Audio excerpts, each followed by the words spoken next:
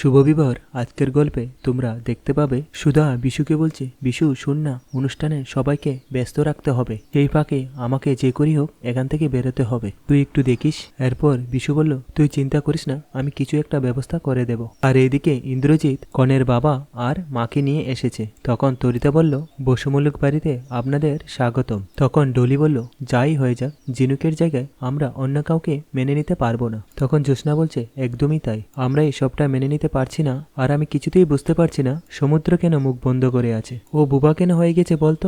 এমন সময় সুধা এসে জ্যোৎস্নাকে বলছে, দিদি আমার মনে হয় সমুদ্র সবকিছু বাধ্য হয়ে করছে, আর সবটা ওর উপরে চাপিয়ে দেওয়া হয়েছে, আর ও চেয়েও কিছু বলতে পারছে না। এরপর আমরা দেখতে পাচ্ছি যে সমুদ্রের সঙ্গে যার বিয়ে হবে সে কনে বসুমল্লিক বাড়িতে এসে পৌঁছয়। তখন পাত্রীকে দেখে সুধা বলছে, এই পাত্রী। এরপর পাত্রী বাড়িটা দেখে বলছে, wow, what a beautiful place. তখন চিরকুট কনেকে বলছি তুমি কি মিস হেলাপুর? তখন ঝুমকা বলছে, এই তুমি কিছু জানো না, আমি মিস হেলাপুর, আর হ্যাঁ আমি তো মিস হেলাপুর 2023। তারপর চিরকুট বলছি কি তুমি আবার সায়েন্টিস্টও? তখন ঝুমকা বলছে, হ্যাঁ। তখন ডলি এসে ঝুমকাকে বলছে, তুমি কিসের সায়েন্টিস্ট গো? তখন ঝুমকা বলছে, আমি মেকআপ সায়েন্টিস্ট। এরপর ঝুমকাকে দেখে ডলি বলছে, এই তো পুরো কার্টুন। তারপর সুধা এসে ঝুমকাকে বলছে, তুমি একটা কাজ করো, তুমি বাংলাতেই বলো। তখন ঝুমকা বলছে সুধাকে, ও দিদি আসলে আমার বাংলা ডোন্ট কাম, আমার বাংলা না ঠিক আসে না বুঝলে, আমার ওই বাংলাটা ঠিক আমাদের পাড়ার তিনুদার মতন। তখন চিরকুট বলছে, তিনুদার মতন?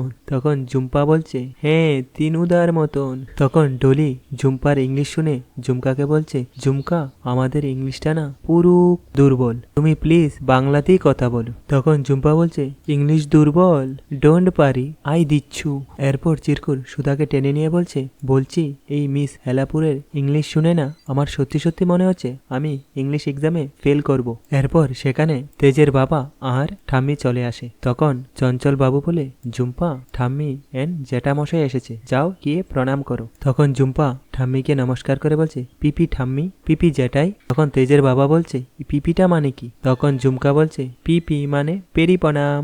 এই কথাটা শুনে তেজের বাবা বলছে, পেরি প্রণাম? কোন জাতের প্রণাম যে কে জানে। আর যাই হোক, তুমি কি শম্পার সাথে থাকো, মানে ওই মেকআপ টেকআপ নিয়ে সাহায্য করো? আমি শুনেছি বড় বড় মডেলদের এরকম কার্টুনের মতন হেল্পার থাকে। তখন ঝুম্পা বলছে, কার্টুনের মতন হেল্পার? Who is Shampa? তখন জ্যোৎস্না তার বাবাকে বলছে, বাবা ও শম্পা নয়, ও ঝুম্পা, সমুদ্রের হবু বউ।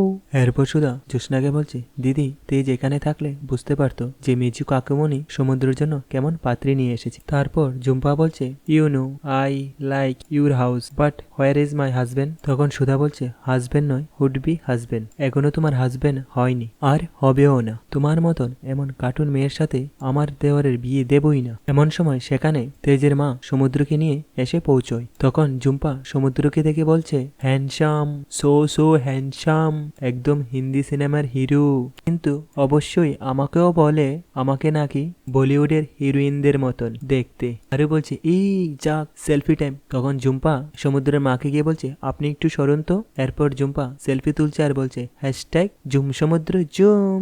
এই কথাটা শুনে সবাই অবাক হয়ে যায়। তখন ঠাম্মি ইন্দ্রজিৎকে ডেকে বলছে, মেজো কুকা এদিকে শোনো। এরপর ঠাম্মি ইন্দ্রজিৎকে বলছে, এই মেয়ে আমাদের বাড়িতে বউ হয়ে আসবে, এ তো আস্ত চিড়িয়াখানা আমি দেখছি। তখন ইন্দ্রজিৎ বলছে, এদিকে আসো মা, হালকা একটু গড়ে পিটে নেবে। তারপর ঠাম্মি বলছে, এই মেয়েকে? তখন ইন্দ্রজিৎ বলছে, হ্যাঁ কিচ্ছু করার নেই, বিয়েটা হলে জমিটাও আমাদের হবে, আর সমুদ্রে আর ঝিনুকের ব্যাপারটা ফাঁস হওয়ার আগেই বিয়েটা সেরে ফেলতে চাই। আর এদিকে সুধার জেঠি বলছে, ও বৌমা গো, শিগগিরই আলপনাটা দিয়ে দাও গো, কাল সকাল হলে তো আমাদের বাড়িতে বিয়ে।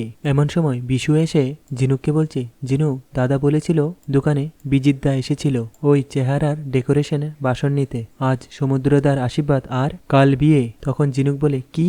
তখন জেঠি বলে, এতে অবাক হওয়ার আর কি আছে ঝিনুক, এটা তো হওয়ারই ছিল। তখন আরতি বলছে, এটা তো হওয়ারই ছিল মা, বড়লোক বাড়ির ছেলে যতদিন তোর সঙ্গে ছিল মজা করার ছিল মজা করে নিয়েছে, এবার তো বাবা মায়ের পছন্দ করার পাত্রীর সঙ্গে বিয়ে করে নেবে। এরপর জেঠি বলছে, এইসব কথা ঝিনুককে কে বোঝাবে? তারপর ঝিনুক বলছে, না জেঠি, সমুদ্র একদম এরকম নয়, আমি এক্ষুনি ওকে ফোন করব।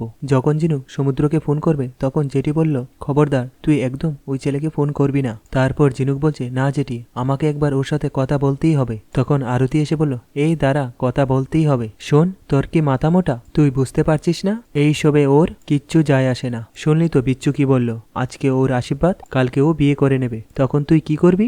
আরো আরতি ঝিনুককে বলছে, শোন, বড়লোক বাড়ির ছেলেদের না মন বলে কিচ্ছু হয় না। আরো আরতি ঝিনুককে বলছে, দেখ ঝিনুক, আমার কথা কোনো খারাপ মানে বের করিস না। অভিনয় হলেও তোরা এক ঘরে এক ছাদের তলায় এতদিন ছিলিস, তাই না? আরে মায়া বলেও তো কিছু হয়, সেটাও কি নেই ওই ছেলেটার? তারপর জেঠি বলছে, ওই বাড়ির ছেলেদের মায়া দয়া বলে কিছু আছে নাকি? তারপর আরতি বলছে, আচ্ছা শোন, আমাদের বাড়ির এই 3টে মেয়ের জন্য না আচার্য বাড়ির নাক কাটা গেছে, অনেকবার অনেক বদনাম হয়েছে, আর বদনাম চাই না। ঝিনুক, আমার একটা মেয়ে আছে ছোট, ওর ভবিষ্যৎ আছে। আর তোর দাদা, যাকে তুই এত ভালোবাসিস, তার এই পাড়াতে একটা দোকান আছে। আর এখন যদি পাড়া প্রতিবাসীরা তোর কথাটা জানতে পারে, তাহলে কি হবে বুঝতে পেরেছিস? এই, তুই একবারও আমাদের কথাটা ভাববি না? এরপর আরতি ঝিনুকের কাছে হাত জোর করে বলছে, দয়া করে আমাদের কথা একবার ভেবে এই বিয়েতে রাজি হয়ে যা। আর এদিকে ঠাম্মি সমুদ্রকে আশীর্বাদ করে নিল। এরপর সুধা তেজের পাশ থেকে চলে যাচ্ছিল। তখন তেজ সুধার হাতটা ধরে বলে, কোথায় যাচ্ছ সুধা? তারপর সুধা বলল, ঝিনুকের কাছে। তেজ, একটা মস্ত বড় ভুল হয়ে যাচ্ছে, এটা যে করেই হোক আমাকে আটকাতে হবে। তারপর তেজ বলল, কোথাও যাবে না তুমি। তারপর সুধা বলছে, তেজ, তুমি দেখতে পারছো না তোমার ভাই এরকম অসহায়তা? তুমি দেখতে পারছো না? তাছাড়া ঝিনুক সমুদ্রকে ভালোবাসে, আর সমুদ্র ঝিনুককে ভালোবাসে, আর এটা আমি কিছুতেই হতে দিতে পারি না। তারপর তেজ সুধাকে বলছে, আচ্ছা সুধা, ঝিনুক কি সত্যি সত্যি সমুদ্রকে ভালোবাসে? আমার তো মনে হয় না। যদি বাসতো তাহলে এভাবে বাড়ি ছেড়ে চলে যেত না। আর আমি তো ভাবতেই পারছি না সমুদ্র এতটাই ম্যাচিউরড। ওদের এই ছেলে মানুষের জন্য ঝিনুকের কতটা মানহানি হতে পারত, এটা বোঝার কি ওদের ক্ষমতা হয়নি? আর সমুদ্র যদি একটু ঝিনুককে ভালোবাসতো, তাহলে ওর কথা ভেবে দেখতো, সেটাও করেনি। আর এই ওর বুদ্ধির উপর থেকে না আমার বিশ্বাসটাই হারিয়ে গেছে। এমন সময় চিরকুট এসে সুধাকে বলছে, বৌদিদি, তোমার ফোনটা বাজছিল। এরপর সুধা মোবাইলটা দেখে বলছে, দোয়েল কেন ফোন করছে? তারপর সুধা দোয়েলকে একটা ফোন করলো। এরপর দোয়েল বলছে, সুধাদি, এখানে না যে বড় একটা বিপদ হয়ে গেছে, মা জোর করে ঝিনুকের বিয়ে দিতে যাচ্ছে। তখন সুধা বলছে, মানে কি হয়েছে, কার সাথে? তখন সুধা বলছে, কি, হারাদন ময়রার সাথে। এরপর সুধা দোয়েলকে বলছে, আমি আসছি, তুই চিন্তা করিস না। তখন তেজ বলল, আসছি মানে? তারপর সুধা বলছে, তেজ, আমাকে যেতে হবে এখনই, ছাড়ো আমাকে। এরপর তেজ বলল, সুধা, তুমি কোথাও যাবে না। তারপর সুধা বলছে, তুমি বুঝতে পারছো না কেন তেজ? যেটি ঝিনুকের বিয়েটা জোর করে দিতে চাইছে, আর আমি যদি সময় মতো না পৌঁছাই, তাহলে ঝিনুকের জীবনটা নষ্ট হয়ে যাবে। এরপর তেজ বলছে, দেখো সুধা, ঝিনুকের জন্য যা করেছে তোমার পরিবার, সেটা ঠিক ভালো ভেবেই করেছে। এরপর সুধা তেজকে বলছে, তেজ, আমি আমার বোনকে চিনি, আমার মন বলছে ঝিনুক সমুদ্রকে ভালোবাসে, আর আমি দুজন ভালোবাসার মানুষকে কিছুতেই আলাদা হতে দিব না। এরপর তেজ সুধাকে নিয়ে তার রুমে চলে যায়। এরপর তেজ সুধাকে যেতে দিচ্ছে না। যখন সুধা জোরাজুরি করছে যাওয়ার জন্য, তখন তারা দুজন খাটের মধ্যে পড়ে যায়। আর আজকের গল্পটি এখানেই শেষ হয়ে গেল।